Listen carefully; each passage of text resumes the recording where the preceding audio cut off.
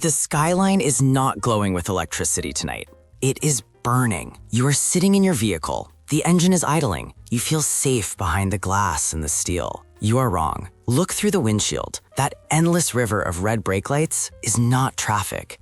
It is a tomb. The moment the panic set in, this city transformed. It ceased to be a home and became a trap. You are witnessing a total infrastructure cardiac arrest. The highways are designed for flow, not for exodus. When 2 million people try to shove themselves through exits meant for 10,000, the physics of the grid collapse. Saturation point reached. Velocity drops to 0. You are sitting in a kill box. Every second you waste gripping the steering wheel, waiting for the car ahead to inch forward, your window of opportunity slams shut. The herd is paralyzed by the illusion of order. They think the lights will change. They think help is coming. They are static variables in a catastrophic equation. You need to understand right now, the road is dead. The pavement is the most dangerous place on Earth. If you stay in this seat, you expire here. It is time to stop being a driver and start being a survivor. Kill the ignition. Step out into the air. Do it now. I do not care how much you paid for that SUV. Right now, that metal shell is nothing more than a brightly colored container of resources waiting to be cracked open. The single biggest fatal error in an evacuation is the sunk cost fallacy. Your brain screams that the car is valuable, that it is your shield. That is a lie. In a gridlock event, your asset has flipped polarity. It is now a liability that anchors you to the kill zone. Understand the mechanics of the trap. Traffic engineers call it the accordion effect. When density hits critical mass, a single tap of the brakes 3 miles ahead creates a shockwave that travels backward, solidifying traffic into concrete stillness. You are trapped in a mathematical certainty of 0 velocity. The road is a linear channel with no lateral movement. By staying on the pavement, you are voluntarily placing yourself in a funnel. Any hostile element knows exactly where you are. They do not have to hunt you. They just have to wait at the bottleneck. You are delivering yourself to them on a conveyor belt that has stopped moving. You need to execute an immediate state change. Transition from a static target to a dynamic entity. Grab your pack, check your boots, abandon the vessel, leave the keys. It belongs to the dead world now. By moving on foot or a bicycle, you decouple yourself from the failing infrastructure. A vehicle is restricted to asphalt. A human is an all-terrain unit. You can hop concrete dividers, descend steep embankments, and vanish into alleyways where trucks cannot follow. This is about the OODA Loop. Observe, orient, decide, act. Inside the car, your loop is suffocated. Your decisions are binary. Stop or go. On foot, your OODA Loop accelerates. You regain 360 degrees situational awareness. You are trading imaginary safety for actual agility. The herd stays in the car because it feels like home. The herd dies in the car. Be the anomaly. Start walking. The machine is dead. Trust your eyes. Toss the smartphone into your pack. It is useless weight. The cell towers are overloaded. The GPS is drifting. If you are staring at a loading screen, you are blind. Most of you suffer from digital amnesia. You do not know your city. You only know the turn by turn. When the network fails, the untrained circle in a death spiral until exhaustion hits. Break that cycle. You need to navigate by dead reckoning. Look at the sky. The sun rises east, sets west. It is the only reliable compass left. If it is morning and the sun is on your left, you are walking south. Simple, brutal, effective. Look at the architecture. See those satellite dishes on the balconies? In the Northern Hemisphere, they universally point south to catch the signal. They are thousands of compass needles fixed to the skyline. Use them. Read the terrain. Water flows downhill. In most metropolises, the industrial districts and rail yards, your escape corridors, sit at the bottom of the gravity well, near rivers or ports. If you are lost, follow the flow of the storm drains. Gravity does not lie. This works because you are disengaging panic and engaging spatial processing. When you stop looking for street names and start looking at the geometry of the world, the city stops being a maze. Lift your head.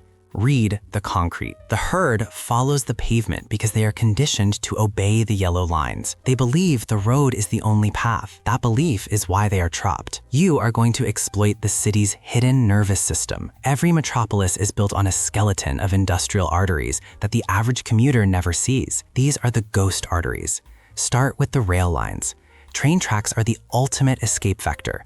They are engineered to be flat, direct and capable of bearing massive loads. More importantly, they ignore traffic lights, intersections, and residential cul-de-sacs. While the highway is a parking lot of screaming metal, the railway easement is a silent, empty corridor cutting straight through the chaos. Stay off the actual tracks. The ballast stones will shred your feet and twist your ankles, but walk the maintenance gravel alongside them. These lines usually feed into the industrial outskirts, exactly where you want to be. Look up.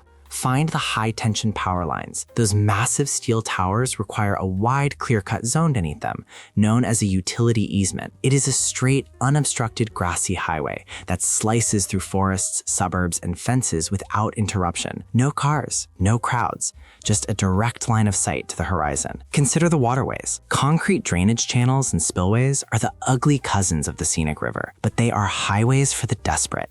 They are sunken, keeping you below the sight line of the chaos on the street level. This strategy works based on the principle of zoning segregation. Urban planners deliberately keep heavy infrastructure away from high-density population centers. By moving into these industrial zones, you are physically removing yourself from the density of the panic. You are stepping out of the human ecosystem and into the machine ecosystem. It is dirty, it is rough, but it is empty. And right now, empty is safe. The most volatile element in a crisis is not the fire, it is the herd. You can predict a storm, you cannot predict panic. A crowd in a high-stress environment ceases to be a collection of individuals and becomes a single, mindless fluid entity. Physics applies here. This is fluid dynamics. When 1,000 people push through a narrow street, they create turbulent flow. If you are caught in the center, the pressure is lethal. Do not fight the current. That is a fatal error. Navigate like a swimmer in a riptide.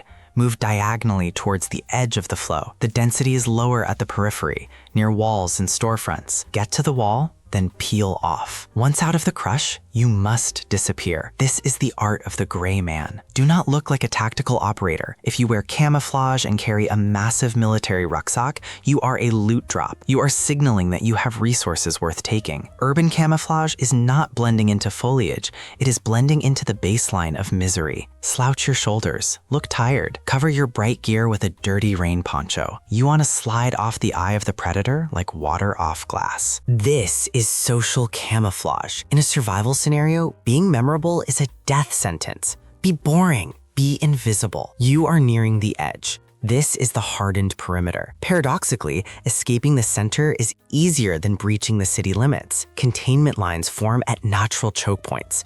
Bridges, tunnels, and highway arterials. They create a net. If you walk onto a bridge, you are walking into a cage. The crowd piles up here, begging for passage. Do not join them. You must choose the path of highest resistance. Easy routes are traps. If it looks miserable, it is open. Look for terrain the average refugee refuses to cross. A steep ravine, a swampy marsh, a dense patch of undergrowth. The herd conserves calories instinctively.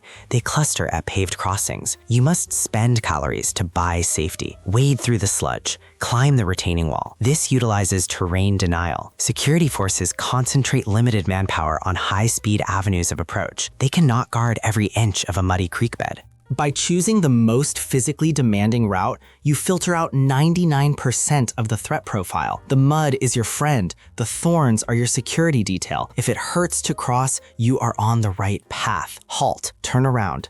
Look at the horizon. That orange glow isn't the sunrise. It is the city burning. You are standing in the silence of the tree line, cold and exhausted, but you are breathing. You made it out not because you were lucky, but because you were ruthless. You stripped away the illusions of the old world. You recognized that the car was a cage, the crowd was a fluid threat, and the map was a lie. While the masses are still trapped in the gridlock, waiting for a green light that will never come, you are free. This was a test of adaptation. You passed because you rejected comfort for survival. You are no longer a dependent unit waiting for rescue.